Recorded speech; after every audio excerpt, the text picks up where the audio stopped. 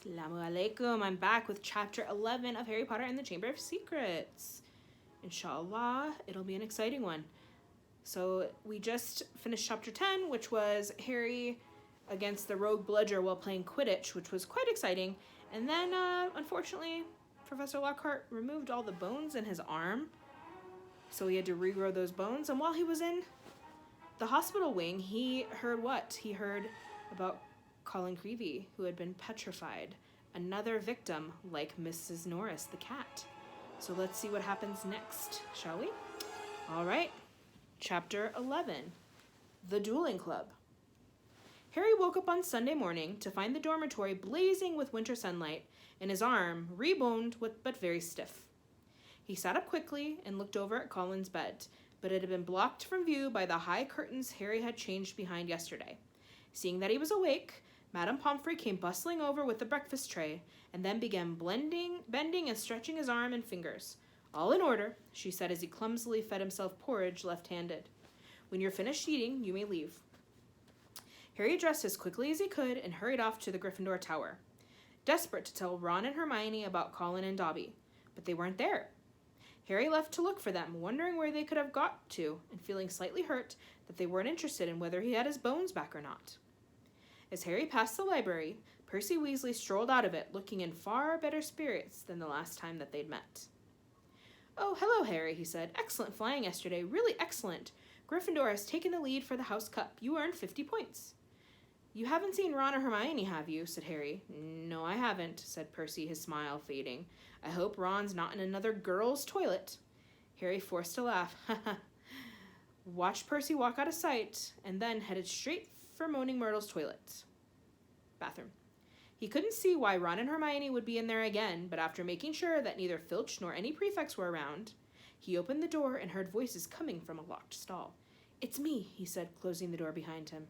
There was a clunk, a splash, and a gasp from within a stall, and he saw Hermione's eye peering through the keyhole.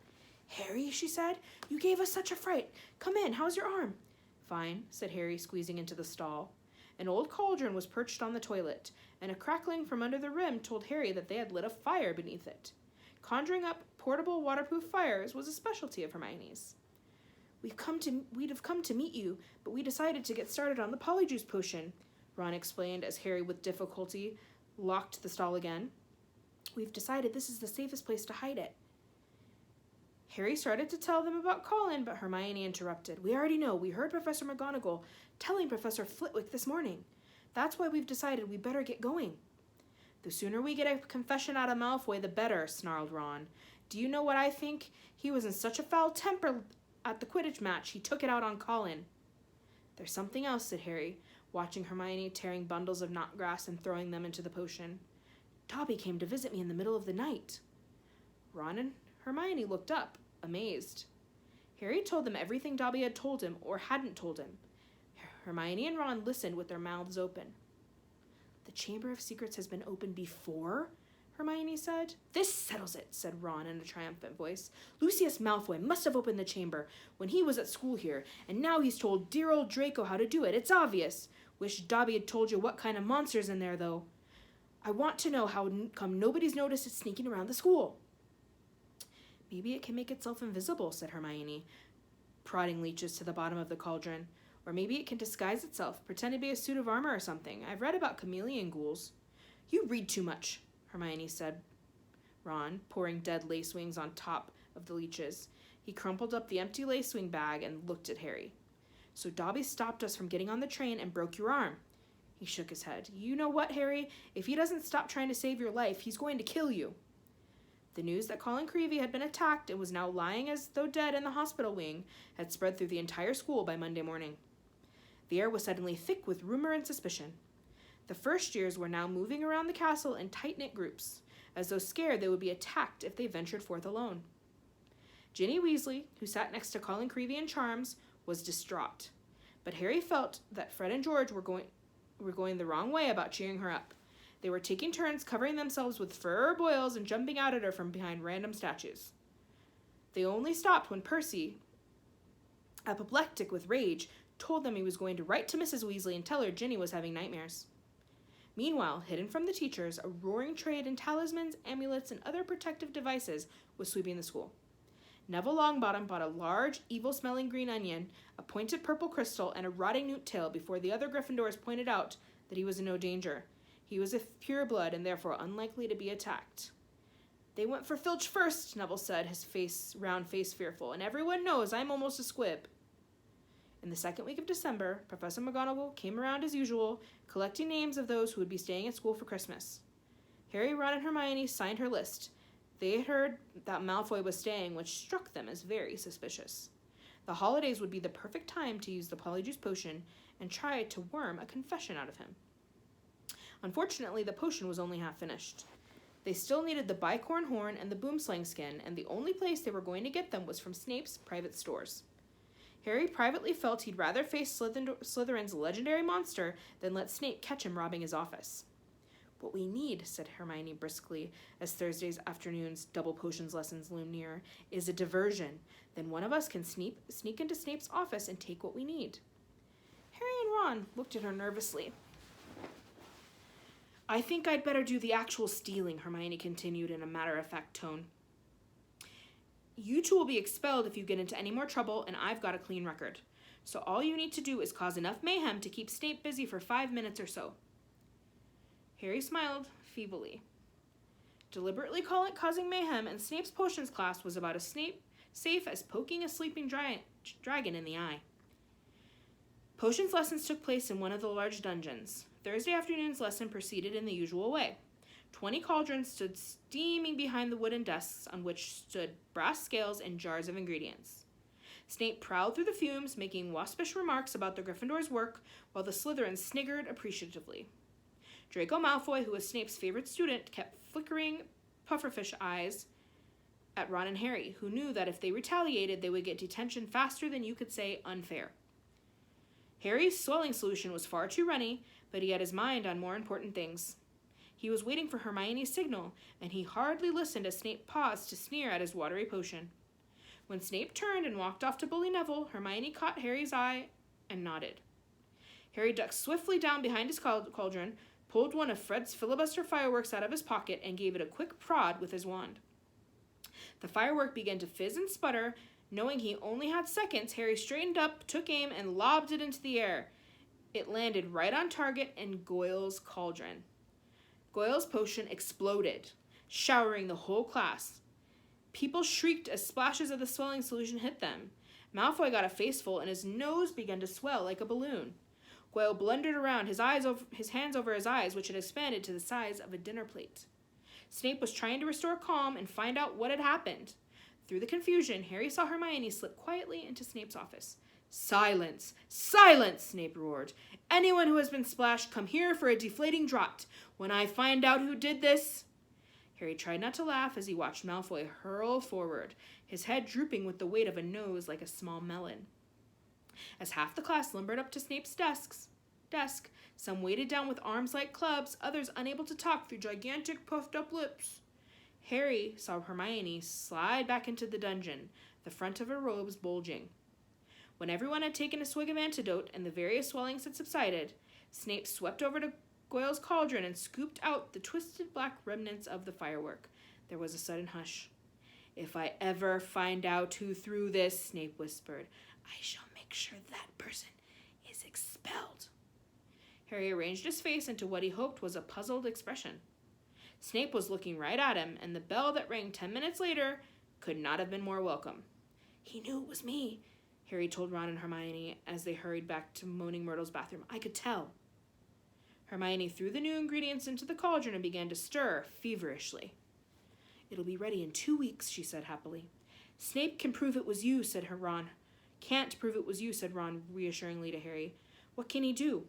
"Knowing Snape, something foul," said Harry as the potion frothed and bubbled. A week later, Harry, Ron, and Hermione were walking across the entrance hall when they saw a small knot of people gathered around the notice board, reading a piece of parchment that had just been pinned up. Seamus Finnegan and Dean Thomas beckoned them over, looking excited. "They're starting a dueling club," said Seamus. "First meeting tonight. I wouldn't mind dueling lessons. They might come in handy one of these days."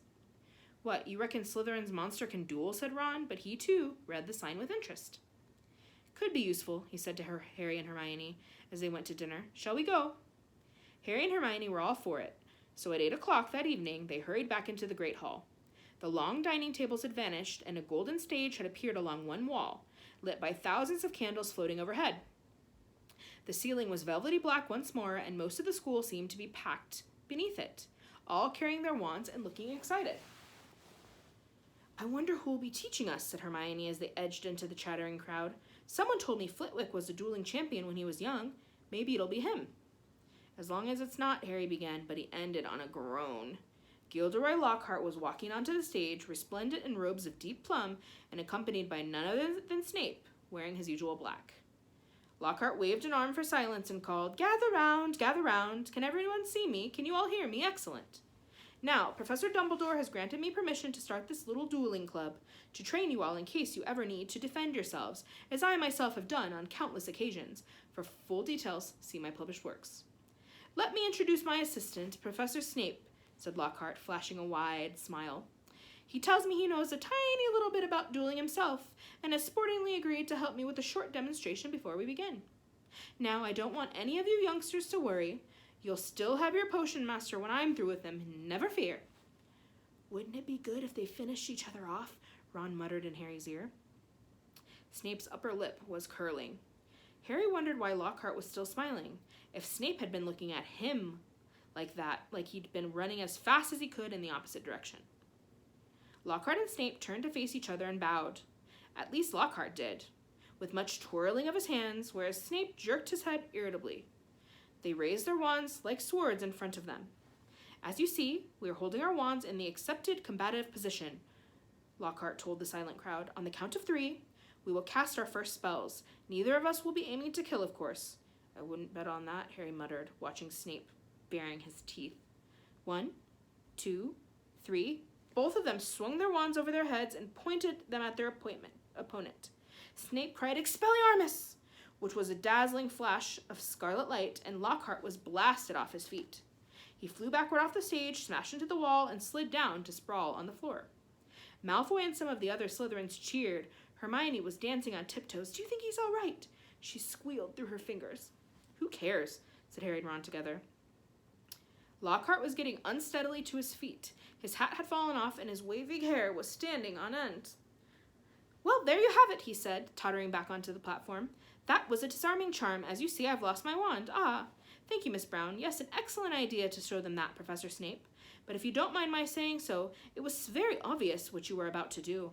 If I had wanted to stop you, it would have been only too easy. However, I felt it would be instructive to let them see. Snape was looking murderous. Possibly Lockhart had noticed, because he said, Enough demonstrating. I'm going to come now amongst you and put you all in pairs. Professor Snape, if you'd like to help me. They moved through the crowd, matching up partners. Lockhart teamed Neville with Justin Finch-Fletchley, but Snape reached Harry and Ron first. Time to split up the dream team, I think, he sneered. Weasley, you can partner with Finnegan. Potter.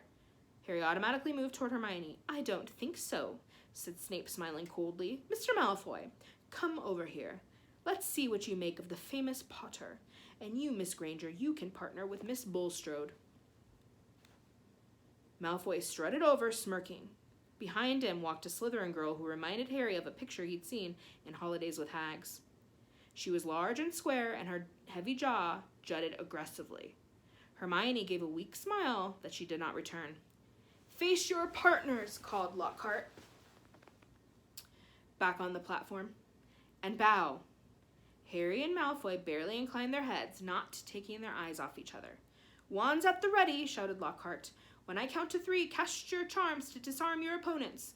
Only to disarm them. We don't want any accidents. 1, 2, 3. Harry swung his wand high, but Malfoy had already started on 2. His spell hit Harry so hard he felt as though he'd been hit over the head with a saucepan.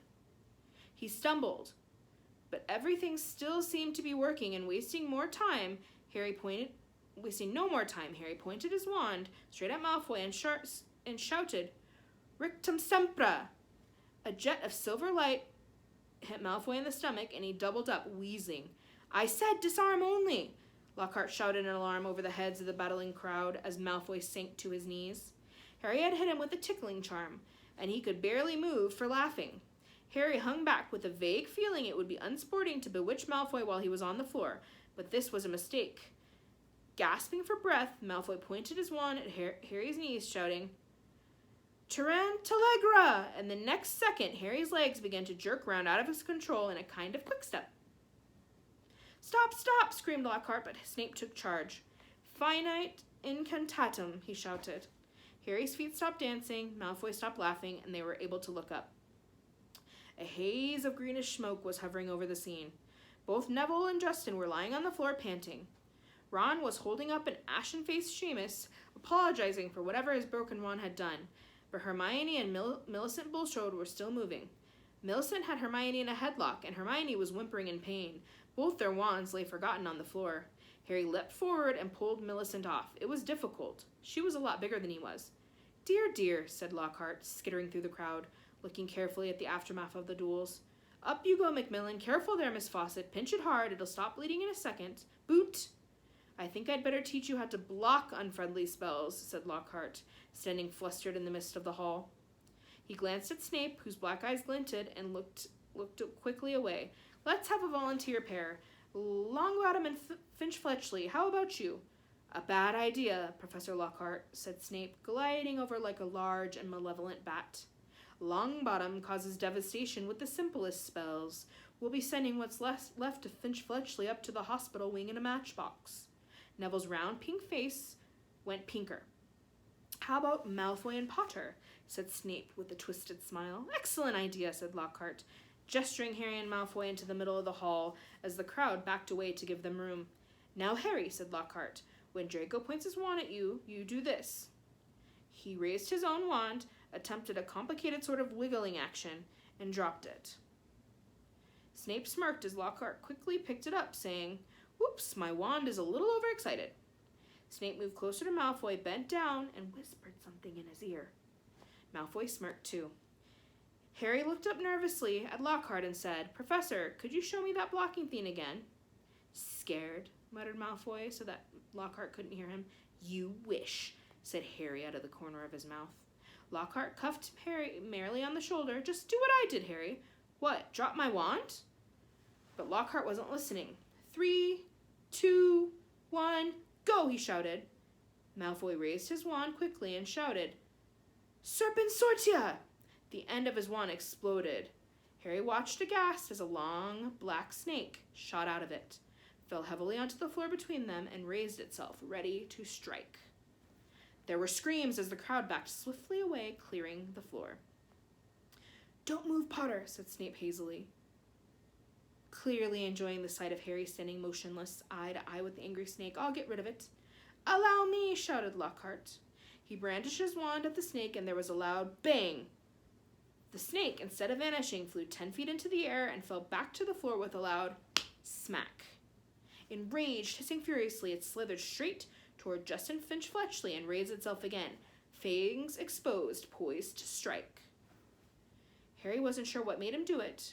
He wasn't even aware of deciding to do it. All he knew was that his legs were carrying him forward as though he was on casters, and that he had shouted stupidly at the snake, Leave him alone. And miraculously, inexplicably, the snake slumped to the floor, docile as a thick, black garden hose.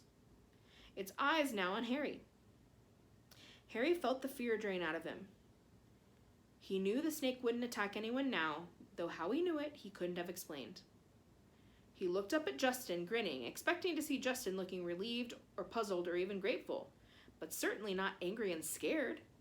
What do you think you're playing at? He shouted, and before Harry could say anything, Justin had turned and stormed out of the hall. Snape stepped forward, waved his wand, and the snake vanished in a small puff of black smoke. Snape, too, was looking at Harry in an unexpected way. It was a shrewd and calculating look, and Harry didn't like it. He was also dimly aware of an ominous muttering all around the walls. Then he felt a tugging on the back of his robes. Come on, said Ron's voice in his ear. Move, come on. Ron steered him out of the hall, Hermione hurrying alongside them. As they went through the doors, the people on either side drew away as though they were frightened of catching something. Harry didn't have a clue what was going on, and neither Ron nor Hermione explained anything until they had dragged him all the way up to the empty Gryffindor common room. Then Ron pushed Harry into an armchair and said, You are a parcel mouth? Why didn't you tell us? I'm a what? Said Harry. A parcel mouth, said Ron. You can talk to snakes. I know, said Harry. I mean, that's only the second time I've ever done it. I accidentally set a boa constrictor on my cousin Dudley at the zoo once. Long story, but it was telling me it had never seen Brazil, and I sort of let it free without meaning to. That was before I knew I was a wizard. A boa constrictor told you it had never seen Brazil? Ron repeated faintly. So, said Harry, I bet loads of people here can do it. Oh, no, they can't, said Ron. It's not a very common gift, Harry. This is bad. What's bad? Said Harry, starting to feel quite angry. What's wrong with everyone? Listen, if I hadn't told that snake not to attack Justin... Oh, that's what you said to it? What do you mean? You were there. You heard me. I heard you speaking parcel mouth tongue, said Ron. Snake language. You could have been saying anything. No wonder Justin panicked. You sounded like you were egging the snake on or something. It was creepy, you know. Harry gaped at him. I spoke a different language? But I didn't realize. How can I speak a language without knowing I can speak it? Ron shook his head. Both he and Hermione were looking as though someone had died. Harry couldn't see what was so terrible. Do you want to tell me what's wrong with stopping a massive snake biting off Justin's head, he said. What does it matter how I did it, as long as Justin doesn't have to join the headless hunt? It matters, said Hermione, speaking at last in a hushed voice, because being able to talk to snakes was what Salazar Slytherin was famous for. That's why the symbol of Slytherin House is a serpent. Harry's mouth fell open. Exactly, said Ron, and now the whole school's going to think you're his great-great-great-great-grandson or something. But I'm not, said Harry with a panic he couldn't quite explain. You'll find that hard to prove, said Hermione. He lived about 1,000 years ago. For all we know, you could be. Harry lay awake for hours that night. Through a gap in the curtains around his four-poster, he watched snow starting to drift past the tower window and wondered, could he be a descendant of Salazar Slytherin? He didn't know anything about his father's family, after all. The Dursleys had always forbidden questions about his wizarding relatives. Quietly, Harry tried to say something in Parseltongue. The words wouldn't come. It seemed he had to be face to face with a snake to do it. But I'm in Gryffindor, Harry thought. The Sorting Hat wouldn't have put me in here if I had Slytherin blood. Ah, said a nasty little voice in his brain, but the Sorting Hat wanted to put you in Slytherin, don't you remember? Harry turned over. He'd see Justin the next day in herbology, and he'd explain that he'd been calling the snake off, not egging it on, which, he thought, angrily pummeling his pillow, any fool should have realized. By next morning, however, the snow that had begun in the night had turned into a blizzard so thick that the last herbology lesson of the term was canceled. Professor Sprout wanted to fit socks and scarves on the mandrakes, a tricky operation she could entrust to no one else. Now that it was so important for the mandrakes to grow quickly and revive Mrs. Norris and Colin Creevey. Harry fretted about this next to the fire in the Gryffindor common room, while Ron and Hermione used their time off to play a game of wizard chess. For heaven's sake, Harry, said Hermione, exasperated, as one of Ron's bishops wrestled her knight off his horse and dragged him off the board. Go and find Justin if it's so important to you. So Harry got up and left through the portrait hole, wondering where Justin might be. The castle was darker than it usually was in daytime because of the thick, swirling gray snow at every window. Shivering, Harry walked past classrooms where lessons were taking place, catching snatches of what was happening within. Professor McGonagall was shouting at someone who, by the sound of it, had turned his friend into a badger. Resisting the urge to take a look, Harry walked on by, thinking that Justin might be using his free time to catch up on some work, and deciding to check out the library first. A group of Hufflepuffs who should have been in herbology were indeed sitting at the back of the library, but they seemed to be working. Between the long lines of high bookshelves, Harry could see that their heads were close together, and they were having what looked like a very absorbing conversation. He couldn't see whether Justin was among them. He was walking toward them when something of what they were saying met his ears, and he paused to listen, hidden in the invisibility section. So anyway, a stout boy was saying, I told Justin to hide up in our dormitory. I mean to say, if Potter's marked him down as his next victim, it's best if he keeps a low profile for a while. Of course, Justin's been waiting for something like this to happen ever since he let slip to Potter he was a Muggle-born. Justin actually told him he'd been down for Eton. That's not the kind of thing you bandy about with when the Slytherin air's on the loose, is it? You definitely think it is Potter then, Ernie? Said a girl with blonde pigtails anxiously. Hannah, said the stout boy solemnly, he's a Parselmouth. Everyone knows that's the mark of a dark wizard. Have you heard of a decent one who could talk to snakes? They called Slytherin himself Serpent Tongue. There was a heavy murmuring at this, and Ernie went on. Remember what was written on the wall? Enemies of the air, beware.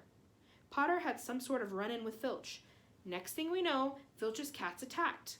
That first year Creevy was annoying Potter at the Quidditch match, taking pictures of him while he was lying in the mud. Next thing we know, Creevy's been attacked. He always seems so nice, though, said Hannah uncertainly. And well, he's the one who made you-know-who disappear. He can't be all bad, can he? Ernie lowered his voice mysteriously. The Hufflepuffs bent closer, and Harry edged nearer so he could catch Ernie's words. No one knows how he survived that attack by you-know-who. I mean to say, he was only a baby when it happened. He should have been blasted into smithereens. Only a really powerful dark wizard could have survived a curse like that. He dropped his voice until it was barely more than a whisper and said, That's probably why you-know-who wanted to kill him in the first place. Didn't want another Dark Lord competing with him. I wonder what other powers Harry's been hiding. Harry couldn't take it anymore. Clearing his throat loudly, he stepped out from behind the bookshelves. If he hadn't been feeling so angry, he would have found the sight that greeted him funny. Every one of the Hufflepuffs looked as though they had been petrified by the sight of him, and the color was draining out of Ernie's face. Hello, said Harry. I'm looking for Justin Finch Fletchley. The Hufflepuffs' worst fears had been confirmed. They all looked fearfully at Ernie. What do you want with him? Said Ernie in a quavering voice. I wanted to tell him what really happened with that snake at the dueling club, said Harry. Ernie bit his white lips and then, taking a deep breath, he said, We were all there. We saw what happened. Then you noticed that after I spoke to it, the snake backed off, said Harry. All I saw, said Ernie stubbornly, though he was trembling as he spoke, was you speaking Parseltongue and chasing the snake toward Justin. I didn't chase it at him, Harry said, his voice shaking with anger. It didn't even touch him. It was a very near miss, said Ernie. And in case you're getting ideas, he added hastily, I might tell you that you can trace my family back through 9 generations of witches and warlocks, and my blood's as pure as anyone's, so... I don't care what sort of blood you got, said Harry fiercely. Why would I want to attack Muggleborns? I've heard that you hate those Muggles you live with, said Ernie swiftly. It's not possible to live with the Dursleys and not hate them, said Harry. I'd like to see you try it. He turned on his heel and stormed out of the library, earning himself a reproving glare from Madame Pince, who was polishing the gilded cover of a large spellbook. Harry, blundering up the corridor, barely noticed where he was going. He was in such a fury. The result was that he walked into something very large and solid, which knocked him backward into the floor. Oh, hello, Hagrid, Harry said, looking up. Hagrid's face was entirely hidden by a woolly, snow-covered baklava, but it couldn't possibly be anyone else, as he filled most of the corridor in his moleskin overcoat. A dead rooster was hanging from one of his massive gloved hands. All right, Harry, he said, putting up the baklava so he could speak. Why aren't you in class? Cancelled, said Harry, getting up. What are you doing here? Hagrid held up the limp rooster. Second one killed this term, he explained. It's either foxes or a blood-sucking bugbear, and I need the headmaster's permission to put a charm around the hen coop. He peered more closely at Harry from under his thick, snow-flecked eyebrows. You sure you're all right? You look all hot and bothered. Harry couldn't bring himself to repeat what Ernie and the rest of the Hufflepuffs had been saying about him. It's nothing, he said. I'd better get going, Hagrid. It's Transfiguration next, and I've got to pick up my books. My books. He walked off, his mind still full of what Ernie had said about him. Justin's been waiting for something like this to happen ever since he let it slip to Potter he was Muggleborn. Harry stamped up the stairs and turned along another corridor, which was particularly dark.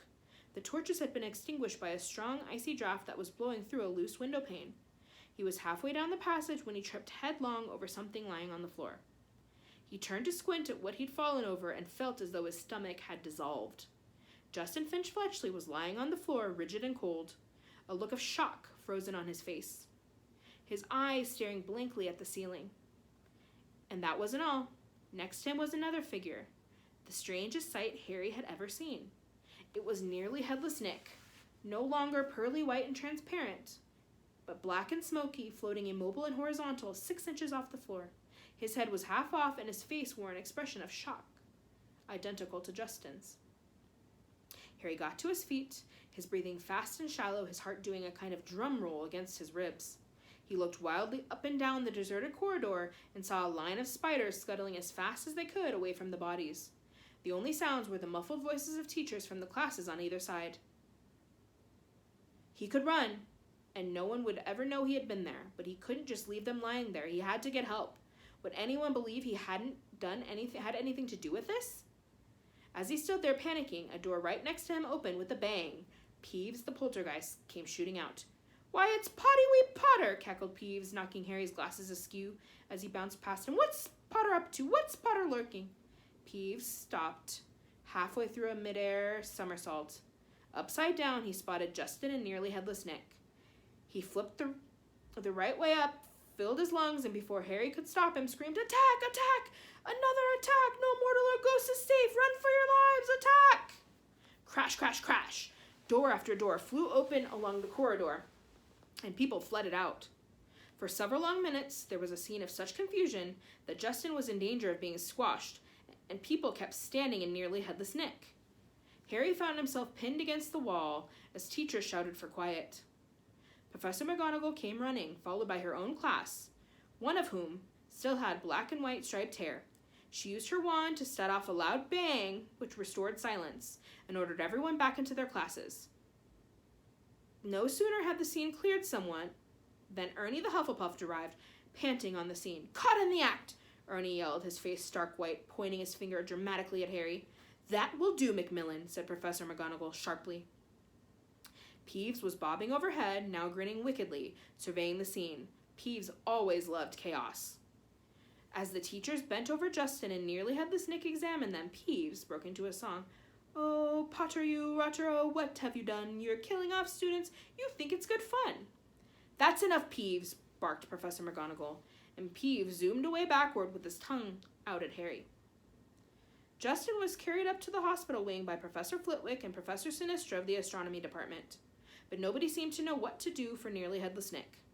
In the end, Professor McGonagall conjured a large fan out of thin air, which he gave to Ernie with the instructions to waft Nearly Headless Nick up the stairs. This Ernie did, fanning Nick along like a silent black hovercraft. This left Harry and Professor McGonagall together. "This way, Potter," she said. "Professor," said Harry at once, "I swear I didn't."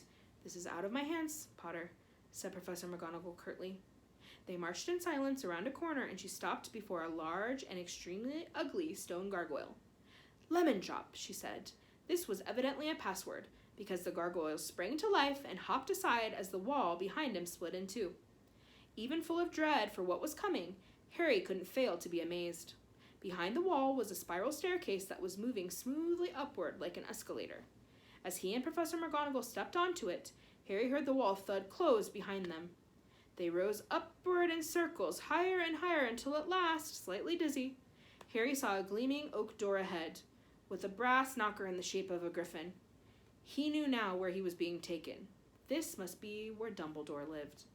And that is the end of chapter 11. So we've had another petrification. This time they have a ghost and a student. Kind of scary, eh? So hopefully we'll see what happens next. I wonder if Professor Dumbledore will believe that Harry had something to do with it. And what's up with him speaking Parseltongue? He speaks the language of snakes? Very interesting. All right, guys. It's been good catching up. See you soon. Inshallah. Assalamu alaikum.